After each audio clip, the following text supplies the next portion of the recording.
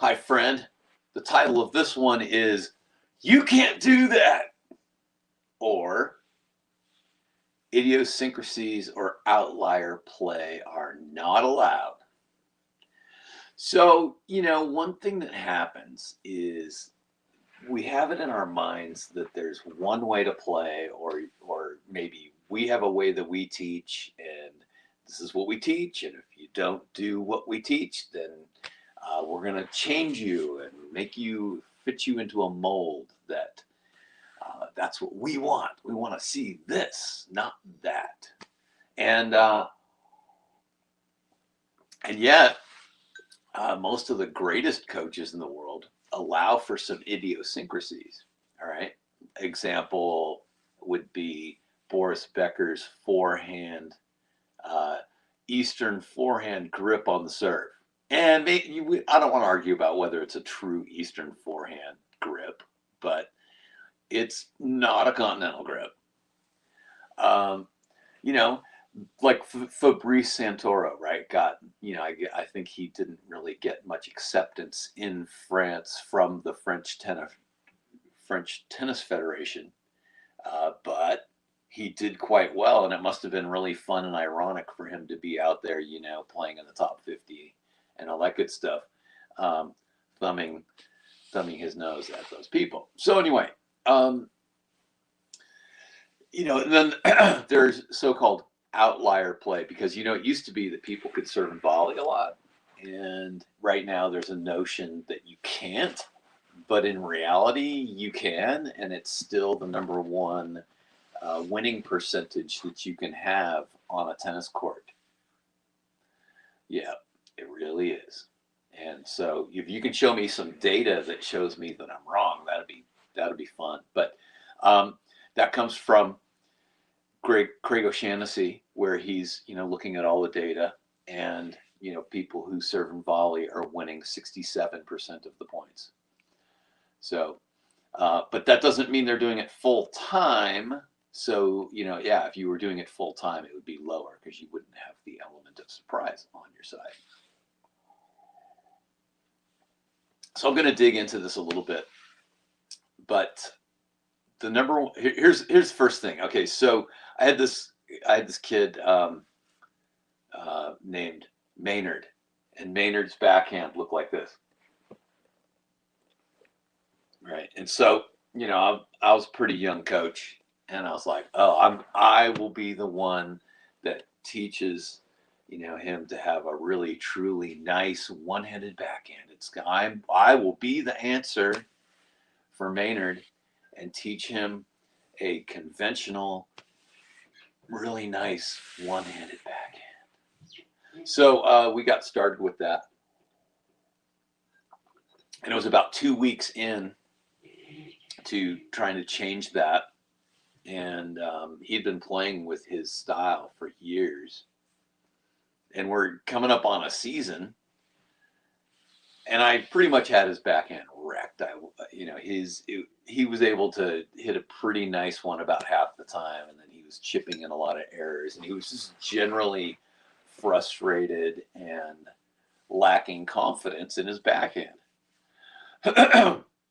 So instead, I bagged it, and we just said, all right, how are we going to make this thing work? Because it was basically a really strange kind of like a looping side spin, half underspin shot that went up in the air and did a corkscrew in the air, and it jumped to the left.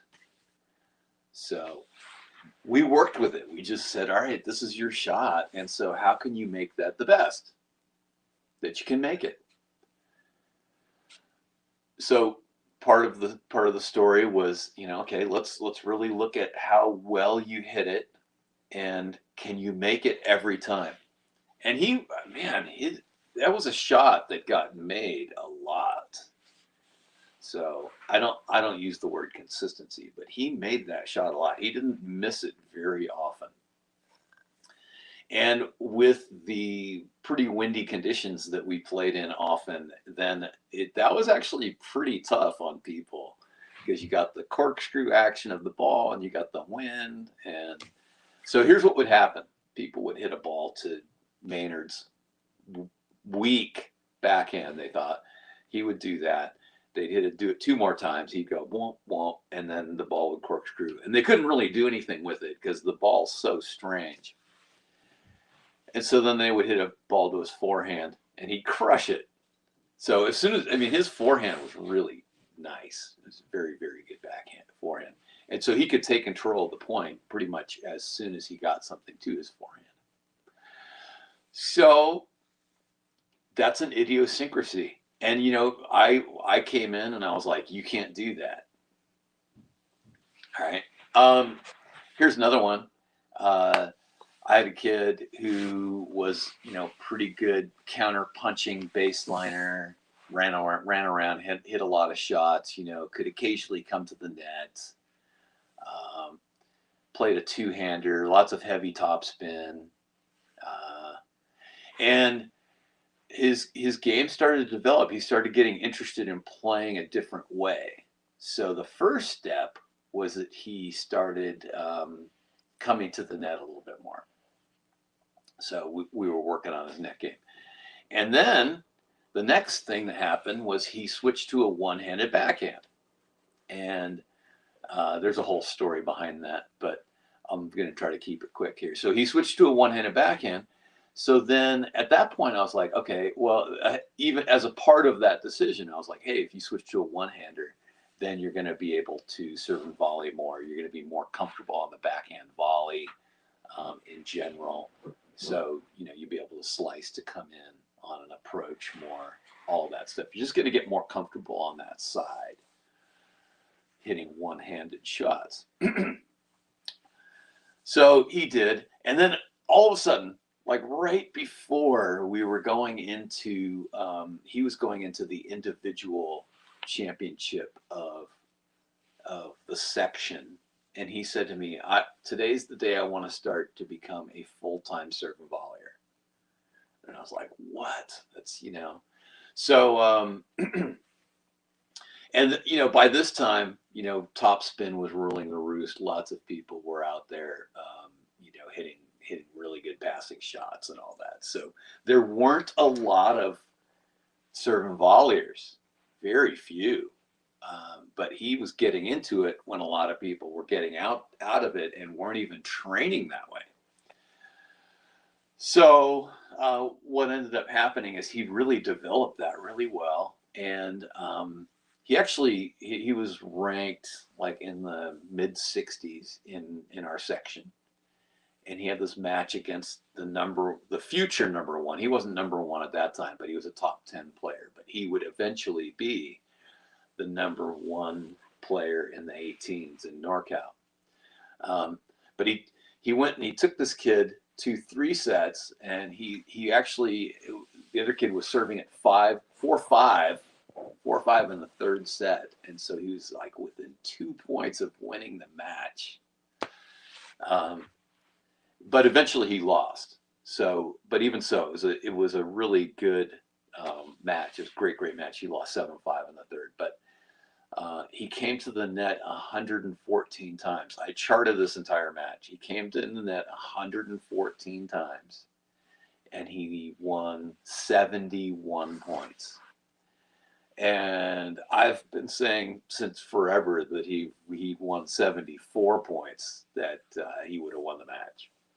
It was just really fun to see him playing like that, just coming in on everything. And you know, their little chess match of how do you come in? Because this kid was really good at hitting inside out forehand. So his first move was to go inside out forehand. So then what Shreyas would do is he'd do a little chip short to the service line, and then that made the other kid lunge forward and push the ball up in the air, and then Shreyas would knock it off. So then the other kid would move forward a little bit in the court to be able to defend that, so then Shreyas would go back to the corner. So anyway, but no, you can't do that. You can't serve volley. That's what they say. But he did, and he did it successfully. So I think everybody ought to be teaching some serve and volley to their players. And you can, if you serve and volley 2, 3, 4, 5 times in a match, you can really change the complexion of how it goes. I saw a stat the other day about the player who comes to the net more in a match has a higher winning percentage. I think it's like 55% of matches are won by the player who came to the net more. And so it can be a deciding factor. It can be the thing that switches things around. So it's not a super strong data point, but it was nice to see that there's an advantage gained instead of one lost. So from my own game, I had an interesting serve. So I don't know how many of you remember Ann Smith, but I kind of modeled my serve after Ann Smith, which is kind of unusual for a man to serve like a woman, but and that's fine. I don't know whatever you want to make of that, but anyway. So I'd bring my arm up, and then I would come around, and there wasn't a lot of action behind my back for my serve, and so I might have lost a couple of miles an hour on my flat serve, but what I gained was an amazing ability to hit a slice serve. So I'm really well known for having a devastating slice.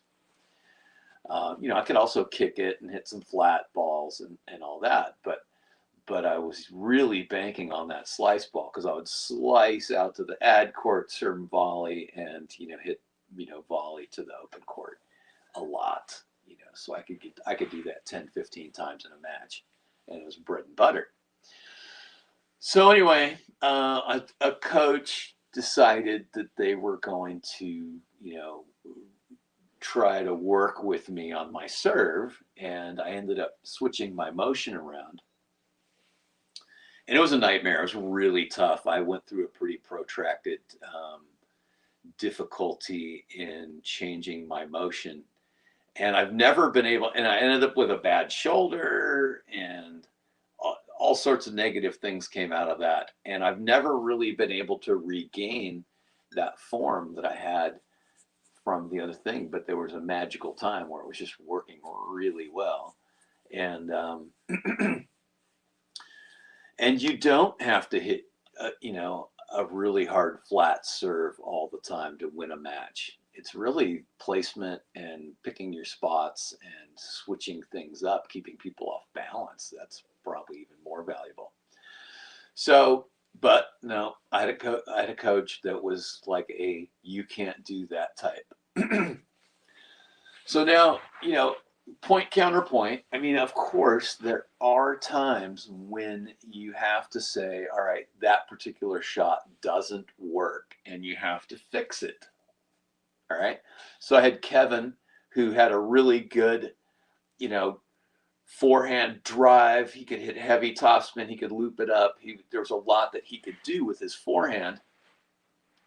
But he was in love with his slice forehand. He had this, and I'm like, no, you don't. That's not really helping you. So you have this rally going, and you're gaining the offensive with your drive, and then all of a sudden, then you hit a slice, and you took all the pace off, and then you should have continued to attack, right? So just keep going, right? So, and Federer occasionally uses the squash shot, so people do that. They can hit an effective squash shot, but he was doing it too much. I mean, I was like, okay, you can do it if you're stretched out wide, and you need to be able to find a way into the court, right? So what I did with him is I just made that shot illegal for a little while to force him to hit more drives, and then we kind of got him away from just being 100% in love with the shot, so that he could, be more offensive with his forehand. And occasionally he'd throw one of those in there when he was pulled out wide or whatever, or maybe every once in a while a change of pace, but not every rally or 5 times a game hitting a slice forehand. When that's just ridiculous. And then I want to wrap up with this. So I had this girl, Amy, And everybody in Amy's family played the same way, and it was a very strange, made-up way of playing. And so, you know, her sister, her older sister, her cousins, so she had some boy cousins who played like this, and she played like this. Her older sister played like this, and so the racket came up high, and then she would go like this. And so it was a really heavily sliced forehand, and in a very strange way. It was very bizarre. It was kind of like the opposite of Maynard, right? And so, I knew that I knew that I might not be successful changing that immediately, but I just tried to see if I could get her to drive the ball for like a day or two or whatever. And then I was like, okay, this is not going to work. So again, we're going to come back to, yes, you can do that. You can hit that shot. And so, as the season went along, she got better at it. We got her to hit through it a little bit more. And then right before, maybe in the last 2 weeks of the season, we started working on changing it up and making it a different shot and disguising it more. And then occasionally hitting a flatter shot, even though it wasn't going to be, a super duper effective shot for her, and she wasn't 100% confident in it. It was going to be more as a change of pace for the other player, her flat shot would just completely surprise people, because all day long she's running her Vegematic, she's got her Ginsu knives and slice and dice, but when she all of a sudden hit a flat ball, it was like you could see the shock on the other person's face. So once or twice a game, she'd pull out the flat ball, and they just weren't ready for it. So as a result of that, then Amy actually became the player that improved more than any other player I've ever seen in the final couple of weeks of the season. She went from being the second best player on the last place team to winning a league title. I mean, that's pretty shocking. So in the last couple of weeks, she got some good wins, and that allowed her to get a seeding. And then so she ended up the number 3 seed in the tournament, and then she beat number 2 and number 1 in the same day on the final day of the tournament, semis and finals. And both in pretty tough. Actually, she destroyed the number 2 seed, but then she had to win in 3 sets against the number 1 seed, who then I think cried afterwards. But anyway, that's it. So, when you're looking at players, when you're thinking about your own game, and you have somebody saying you can't do that, then you need to really get a really good understanding of what that means. And are you effective in doing what you're doing? Are they effective? Can they be effective? Can you teach them to use that shot well? Or is it something where they need to use it less, or do you need to incorporate a little something else, right? But don't think that you have to make a wholesale change, because you actually could be risking injury. Now, of course, the best thing to do is to indoctrinate kids with efficient strokes from the get-go, so that they don't end up with extremely idiosyncratic games. But idiosyncrasies are going to happen, and so you just have to be ready for that. All right. Thanks for watching, and we'll see you in the next one.